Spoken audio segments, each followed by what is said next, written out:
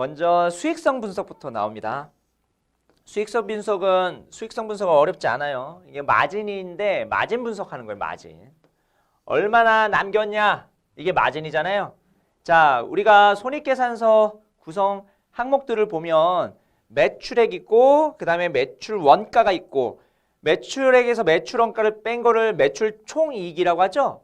그게 매출액에서 얼마만큼 차지하고 있는지. 내가 100을 매출했는데 매출 총이익이 70 나왔어요. 그러면 70%가 매출 총이익률입니다. 그래서 보시면은 다 매출액 기준이에요. 매출액 영업이익률, 매출액 기준, 그 다음에 뒤에 매출액 세전이익률도 매출액 기준. 그래서 뭐 매출액 순이익률까지 단기 순이익률이죠. 이것도 매출액 기준이니까 우리가 수익성을 분석할 때는 보통 마진, 그러니까 얼만큼 남겼는지 이거에 대한 수익성 분석을 할 때는 다 매출액 기준이다 생각하시면 되겠습니다.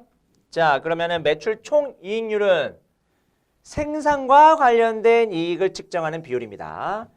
자, 매출 원가는 생산과 관련된, 구매 생산과 관련된 어떤 비용들이잖아요. 그리고 판매 관리비까지 빼면 영업이익이 나오죠.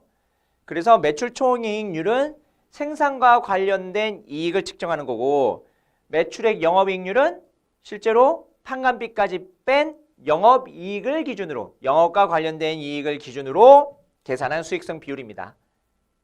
됐죠?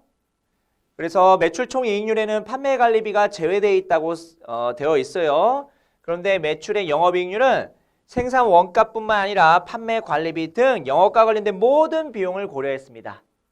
영업과 관련된 모든 비용, 영업의 수익 비용 빼고 영업과 관련된 판관비까지 마케팅 비용 이런 것까지 다 포함한 비용을 고려한 수익성 비율입니다. 그렇죠? 됐죠? 산업마다 다 달라요. 제조업, 그 다음에 뭐 바이오 산업, 그 다음에 유통업 다 매출의 영업이익률이 산업별로도 좀 다릅니다. 보통은 제조업 같은 경우에는 매출의 영업이익률이 그냥 영업이익률이라고 보통 얘기를 하는데 영업이익률이 보통은 뭐 10% 넘으면 진짜 잘한 기업이죠. 삼성전자가 가끔 한 20% 될 때가 있거든요. 근데 뭐 10% 중후반 정도 되는 걸로 알고 있는데 굉장히 영업이익률이 높은 편입니다. 제조업 치고는요.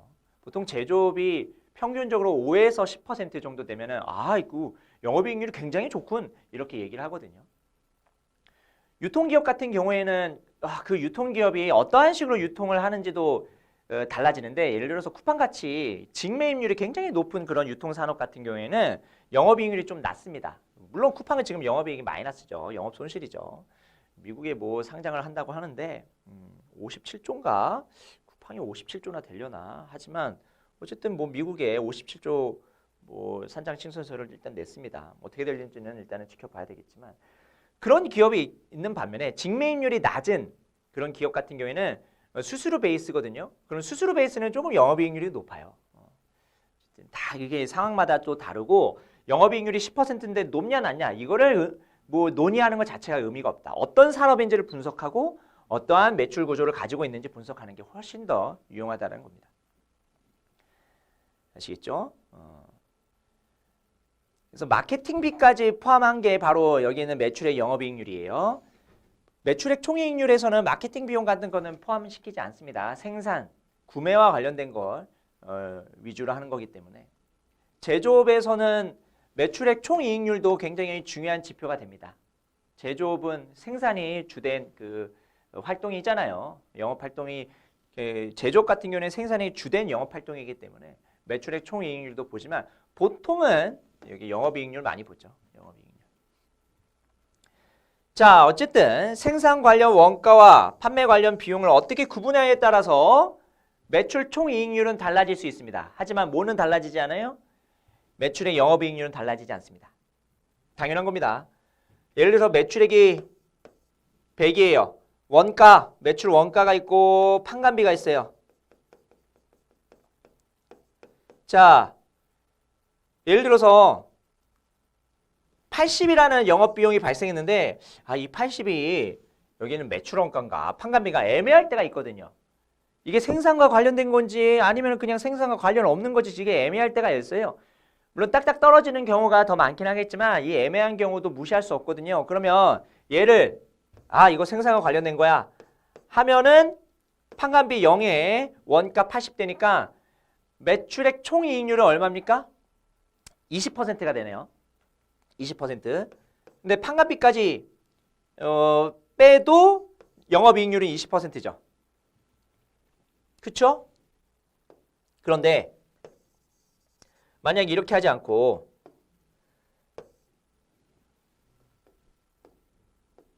이렇게 했다면요. 이렇게 했다면은 매출액 총이익률이 엄청 높습니다. 매출액 총이익률이 뭐 100%죠, 100%. 그쵸? 100%죠, 100%. 매출액이 곧 매출 총이익이 되니까. 그런데 영업이익률은 똑같이 20%죠. 즉 영업 비용의 구성 항목이 달라지는 거지 전체 영업이익에는 달라지지 않는다. 전체 영업 비용은 똑같은데 영업 비용의 구성 항목이 달라질 수 있다. 그런 내용이 여기 있는 니은에 나온 겁니다. 아시겠죠? 그 다음에 영업 외 손익까지 계산한 게 바로 여기 있는 세전 순이익 비율이고요. 그래서 재무 비용과 같은 영업의 손익 등까지 고려한 수익성 비율이고요. 그러면 매출액 세전 순이익률은 차입금 규모 등의 변화에 따라서 달라지겠죠. 왜냐하면 이자 비용이 달라지니까 차입금을 많이 조달하게 되면 이자 비용이 달라지니까 이 비율을 분석할 때 부채의 변화도 함께 봐야 됩니다. 매출액 순이익률은 뭐까지? 세금 효과까지. 매출액 순이익률은 세전이익에서 법인세 비용을 차감한 게 당기 순이익이잖아요. 요거는 세금 효과까지 고려한 거다. 이렇게 보시면 됩니다. 그 다음에 자본 수익성 비율, 우리 총자본 영업이익률을 앞에서 봤었죠? 총자본 영업이익률. 총자본은 영업자산에 투자하기 위해서 조달 또는 투입한 모든 자본을 얘기합니다. 타인자본, 자기자본 합친 거예요. 그 총자본을 가지고 얼마만큼의 영업이익을 벌어들였는지 이거를 보는 것이 총자본 영업이익률이었습니다. 기업 세전순이익률. 자, 기업 세전순이익률은 뭐 이거는 잘 나오지는 않습니다만 우리 뭐 금융연수원에 이 기업 세전 순이익률을 정의해 놓은 게 있기 때문에 제가 여기다가 써 놓은 겁니다. 자, 세전이익에서 이자 비용을 더한 거. 사실은 세전이익에서 이자 비용을 더한 거 이거 EBIT거든요. EBIT. 총 자본의 연평균치에서 EBIT. 이것도 어떻게 보면 총 자본 영업이익률과 뭐 같은 개념이긴 합니다만 뭐 조금 다른 이유는 있어요. 왜냐하면 영업 외 손익 중에서 이자 비용만 있는 건 아니거든요. 그래서 EBIT가 영업이익과 꼭 같다라고 볼 수는 없습니다. 그냥 유사하다 이 정도만 얘기를 하는 거지 꼭 같다고 볼 수 없어요. 그래서 보세요. 영업의 손익이 이자 비용밖에 없다고 가정할 경우에 그러면 이자 비용밖에 없으면 여기는 EBIT랑 영업이익은 같습니다. 그래서 EBIT랑 영업이익은 같아요. 뭐일 때? 영업의 손익이 이자 비용밖에 없다고 가정할 경우는 이렇게 된다라는 겁니다. 그러면 그때는 기업 세전 순이익률, 총자본 영업이익률은 같죠? 중요한 건 아니고요. 일단은 이런 게 있다 정도 보시면 되고요. 그 다음에 ROE 있죠? ROE. 자기자본 연평균치, 자기자본. 주주 입장에서 보는 거예요. 자기자본은 기업 입장에서는 주주로부터 조달한 돈이고 그리고 여기는 주주 입장에서는 자기자본이 기업에 투자한 돈이죠. 그러면 기업에 투자한 돈 대비 당기순이익이 얼마만큼 발생됐는지. 당기순이익은 누구 돈이에요? 이거 누구 거예요? 이거 주주 거예요? 주주 거. 주주 몫이죠. 이거 주주 몫이고요. 이거는 주주 투자 돈이에요.